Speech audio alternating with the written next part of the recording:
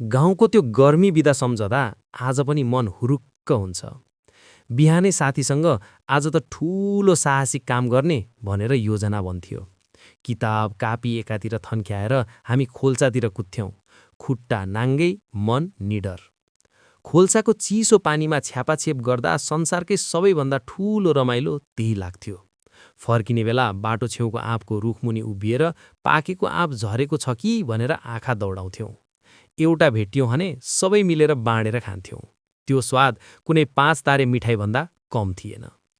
बेलुका घर फर्किँदा आमाको हल्का गाली अनि हातमा तातो भातको थाल। राति छतमा पल्टिएर ताराहरू गन्दै भविष्यका ठूला सपना बुन्थ्यौं। त्यो बाल्यकाल साँच्चै रोमाञ्चक थियो। सानो खोल्सा समुद्र जस्तै, सानो आँगन संसार जस्तै र साना साथीहरू नै सबैभन्दा ठूलो धन जस्तै। आज पनि सम्झिँदा मन फेरि त्यही दिनमा रमाउन जान्छ।